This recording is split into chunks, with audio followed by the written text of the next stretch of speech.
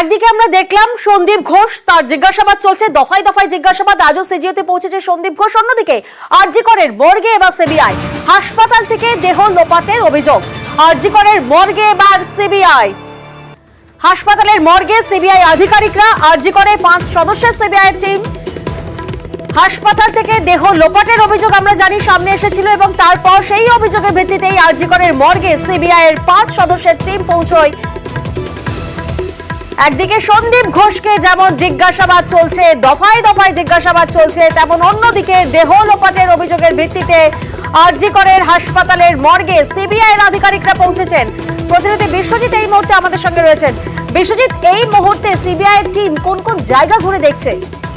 দেখো, শুধুমাত্র মর্গেই তারা ঢুকেছেন এবং যেটা অনুমান করা যাচ্ছে যে সিবিআই সূত্রে যা জানা যাচ্ছে যে ঠিক প্রায় 1 ঘন্টা 20 মিনিট মতো সময় অতিবাহিত হয়েছে এবং এই যে 5 জনের টিম, সিবিআই এর 5 জনের টিম তারা ঢুকেছেন এই ঠিক 12টার কিছু সময় পরে এবং তারা সরাসরি এসে মর্গে ঢুকেছেন এবং মর্গে কিছুক্ষণ আগে এমএসভিপি, আরজি কর হাসপাতালের এমএসভিপি তিনি ঢুকেছেন, সপ্তর্ষি চট্টোপাধ্যায় তিনি ঢুকেছেন। অর্থাৎ যে সমস্ত অভিযোগ উঠছে এই আরজি কর হাসপাতালের আর্থিক দুর্নীতি সংক্রান্ত, তার মধ্যে অন্যতম গুরুত্বপূর্ণ এই মর্গের অংশ, অর্থাৎ মর্গে দেহ লোপাট, দেহাংশ যে পাচার হওয়ার খবর বা অভিযোগ এসেছে, সিবিআই সেই অভিযোগের তদন্ত নেমেছে।